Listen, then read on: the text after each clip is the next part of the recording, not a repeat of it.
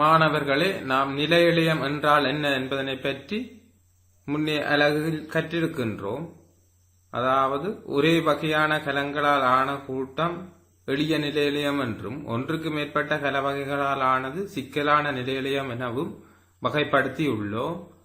அது சிக்கலான நிலையிலியம் என்றால் என்ன என்பதனை பற்றி நாம் இவ்வலகில் கற்க இருக்கின்றோம். நீங்கள் படத்தில் கண்டு கொண்டிருப்பது ஒரு மரத்தினது வெட்டுமுகம். அதில் குழாய் போன்ற அமைப்புகளை காண்கிறீர்கள்.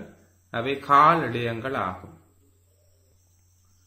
இவ்வலகை கற்பதன் மூலம் நீங்கள் சிக்கலான நிலையிலியத்தின் பிரிவுகளை, கால் இழையத்திலுள்ள கல வகைகளை, கால் இழையத்தின் தொழிலை, உரிய இழையத்திலுள்ள கல வகைகளை, உரிய இழையத்தின் தொழிலை அறிந்து கொள்வீர்கள்.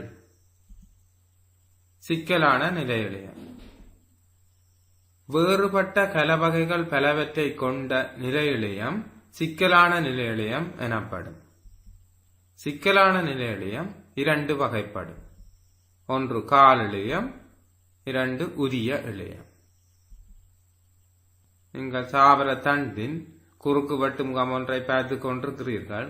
அதில் வெவ்வேறு வகையான கலங்கள் காணப்படுவதை அவதானிக்கிறீர்கள். இதில் எவை சிக்கலான நிலையிலியம் என்பதை நாம் நோக்குவோம்.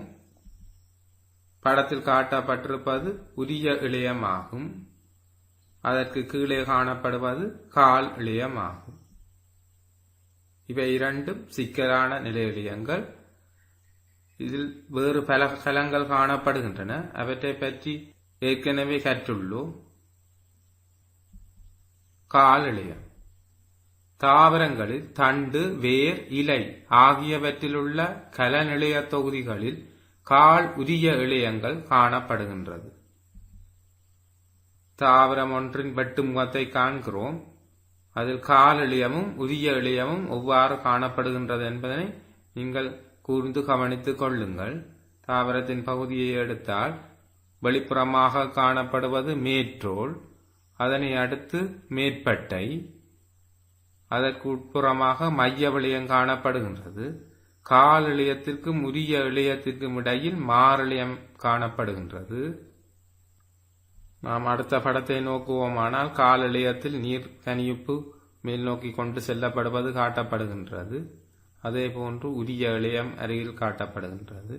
இவற்றை பற்றி விளக்கமாக கற்போம்.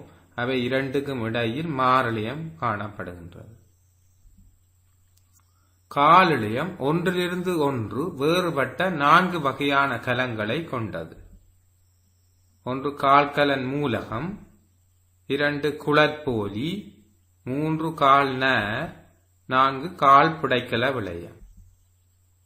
4 வகையான கலங்களின் படங்களை நீங்கள் அவதானிக்கிறீர்கள். முதலாவதாக காணப்படுவது கால்கலன் மூலகமாகும். இரண்டாவது குழற்போலி, மூன்றாவது கலவகை கால் புடைக்கல இழையம், 4வது கால் நார். இனி நாம் இவற்றை பற்றி தனிய கற்போம். கால்கலன் மூலகம் உருளை வடிவான நீண்ட கலம் ஆகும். முதிர்ச்சி அடைந்த நிலையில் முதலுருவை இழந்து இறந்தவையாக மாறும். மிகவும் தடித்த வன்மையான கலச்சுவரையும் கலச்சுவரில் துணைச்சுவராக இலிக்டின் படிவுகளையும் கொண்டிருக்கின்றது. கலச்சுவரில் குழிகளை கொண்டுள்ளன. பல கால்கலன் மூலகங்கள் ஒன்றன் மீது ஒன்று அடுக்கப்பட்டு குறுக்குச்சுவர் அழிவடைவதன் மூலம் தொடர்ச்சியான குழாயாக கால் இழையம் காணப்படுகின்றது. கால்கலன் மூலகங்களின் துணைச்சுவரில் குழிகளை கொண்டதாக சுருளி ஒழுங்கில், கங்கண உருவில், சிறுவலை உருவில் இலிக்டின் படிதல் ஏற்படுகின்றது. ஒவ்வொரு வடிவங்களில் இலிக்டின் படிகின்றது. அதற்கேற்ற மாதிரி பெயர்கள் இடப்பட்டுள்ளன. இந்த வடிவங்களை நீங்கள் காண்கிறீர்கள். முதலில் காட்டப்படுவது கங்கண உருவானது, அடுத்து சுருளி உருவானது, அடுத்து ஏணி உருவானது, அதனை அடுத்து சிறுவலை உருவானது, அடுத்ததாக எளிய குழி கொண்டது, அதன் பின்னர் விளிம்பு கொண்ட குழியுடைய காலடியங்களை காண்கிறீர்கள்.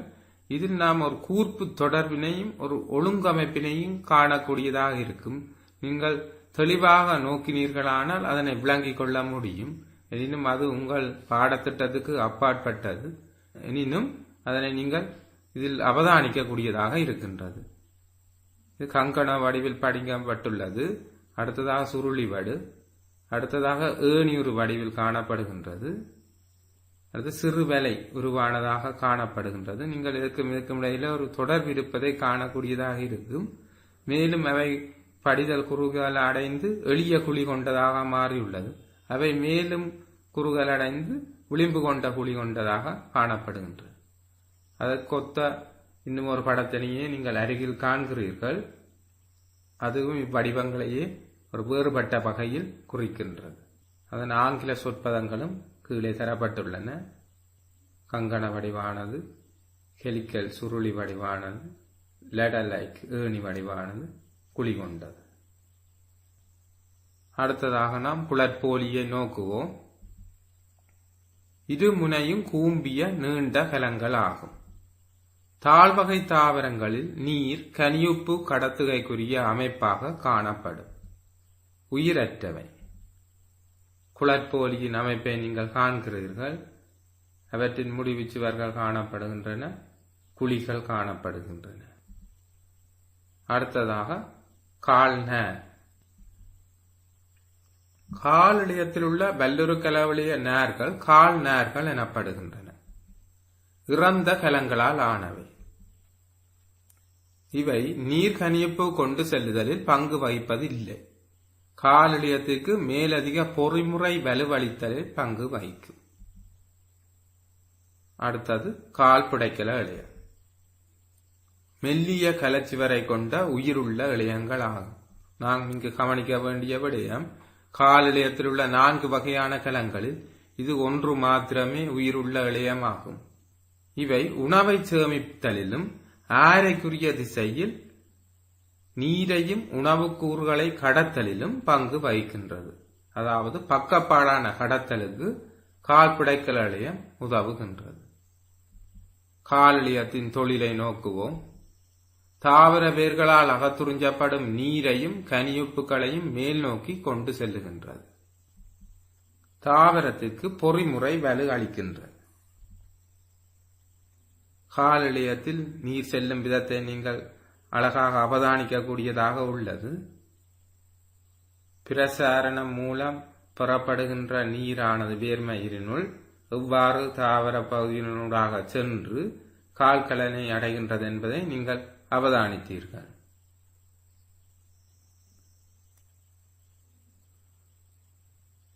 வேர்மயிர், மேற்பட்டை, அகத்தோல், பரிவட்ட உறை, வேரின்கால், தண்டின்கால் என்ற ஒழுங்கில் நீர் மூலக்கூறுகள் செல்வதை நீங்கள் தெளிவாக அவதானிக்கிறீர்கள்.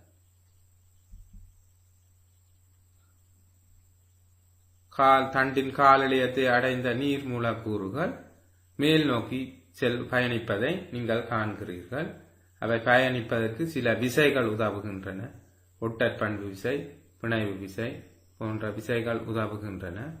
நீர் மூலக்கூறுகள் மேல் நோக்கி காலிழையத்தினூடாக செல்லும் விதத்தை நீங்கள் தெளிவாக அவதானிக்கக்கூடியதாக உள்ளது. உரிய இழையம். கலந்தாவரங்களில் சேதன உணவுக்கூறுகளை கடத்துவதற்கு சிறப்படைந்துள்ள சிக்கலான நிலை இழையம் உரிய இழையம் ஆகும். உரிய இழையத்தின் அமைப்பினை நீங்கள் படத்தில் காண்கிறீர்கள். அதன் நெடுக்குவட்டு முகத்தை நோக்குவோமானால் கரு காணப்படுகின்றது, தோழமை கலம் காணப்படுகின்றது, நெய்யரி குழாய் மூலகம் எனப்படும் ஒரு கலவகை காணப்படுகின்றது. அவற்றுக்கிடையே நெய்யரி தட்டு எனப்படுகின்ற அமைப்பு காணப்படுகின்றது. அடுத்து குறுக்கு வட்டு முகத்திலும் அதே தோற்றங்களை நாங்கள் அவதானிக்கக்கூடியதாக இருக்கிறது. நெய்யரி குழாய் மூலகம், அவற்றுக்கிடைப்பட்ட நெய்யரி தட்டு மற்றும் அருகில் தோழமை கலம் ஆகியன காணப்படுகின்றது. அதே உரியத்தின் நடுக்கு வட்டு முகத்தோற்றம் அருகில் உள்ள படம் காட்டுகின்றது. ஆங்கில சொற்பதங்களோடாக படங்கள் காட்டப்பட்டுள்ளன. அது நீங்கள் நெய்யரி தட்டினை தெளிவாக அவதானிக்கக்கூடியதாக இருக்கும். தோழமை கலம், நெய்யரி தட்டு, நெய்யரி குழாய் மூலகம். நெய்யரி தட்டின் அமைப்பை நீங்கள் தெளிவாக ஒரு தாவரம் ஒன்றிலிருந்து அவதானிக்கிறீர்கள். உரியத்தை பற்றி நோக்குவோம். உரியம் 4 வகையான கலங்களால் ஆனது. நெய்யரி குழாய் மூலகம், தோழமை கலம், உரிய புடைக்கல இழையம், உரிய நேர். நெய்யரி குழாய் மூலகம் நீண்ட குழாயுருவான உயிருள்ள கலமாகும். இதன் குறுக்குவட்டு முகம் அறுகோண வடிவானது. நெய்யரி குழாய் மூலகம் முதிர்ச்சி அடையும் போது அதன் கரு இழக்கப்படுகின்றது.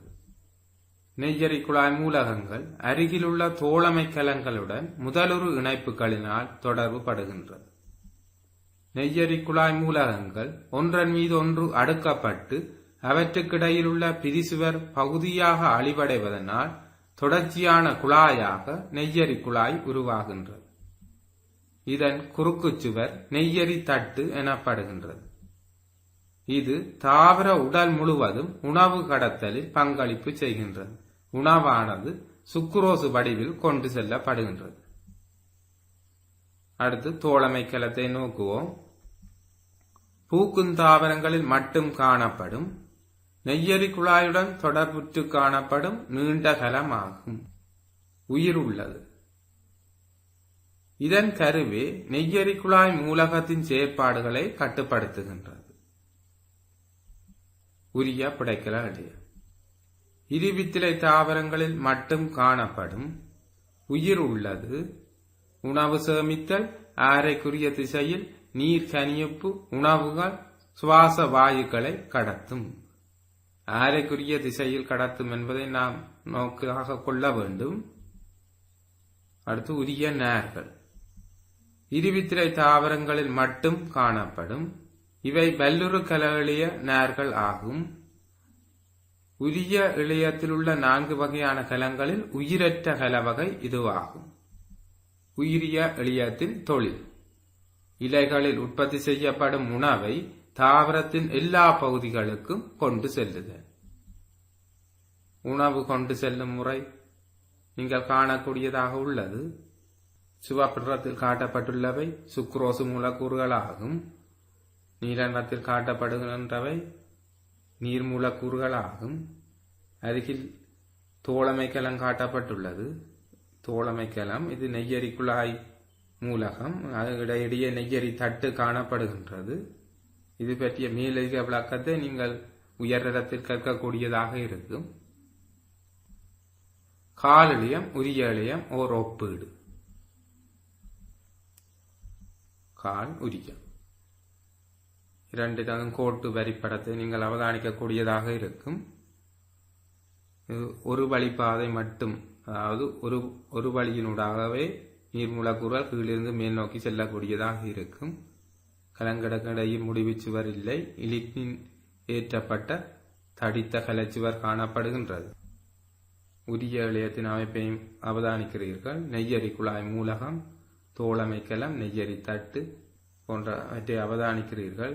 இப்படங்கள் உங்களுக்கு பரீட்சை தாளிலும் இடம்பெறலாம். எனவே படத்தினை நீங்கள் ஒரு தடவை கீறி வரைந்து பார்த்தல் அவசியமாகும். முதலாவது உயிரற்றது. உரிய இழையம் உயிருள்ளது. கலச்சுவர் தடிப்பு கூடியது, துணைச்சுவராக இலிக்னின் படிவு கொண்டது. கலச்சுவர் தடிப்பு குறைந்தது, துணைச்சுவர் அற்றது. 3 குறுக்குச்சுவர் அற்றவை. நீங்கள் படத்தில் அவதானிக்கக்கூடியதாக உள்ளது. குறுக்குச்சுவராக நெய்யரி தட்டினை கொண்டவை. நீர் கனியுப்பை கொண்டு செல்லும், உணவினை கொண்டு செல்லும். சாராம்சம்: சிக்கலான நிலையிழையம் என்பது வேறுபட்ட கல வகைகளை கொண்ட நிலையிழையம் ஆகும். சிக்கலான நிலையிழையம் 2 வகைப்படும். ஒன்று கால் இழையம், 2 உரிய இழையம். கால் இழையம் கால்கலன் மூலகம், குழைப்போலி, கால்நேர், கால் புடைக்கல இழையம் ஆகிய கல வகைகளை கொண்டது. உரிய இழையம் நெய்யரி குழாய் மூலகம், தோழமைக்கலம், உரிய நேர், உரிய புடைக்கல இழையம் ஆகிய கல வகைகளை கொண்டது. கால் இழையம் நீர்கனிப்பினை கடத்தும். உரிய இழையம் உணவை சுக்குரோசு வடிவில் கொண்டு செல்லும்.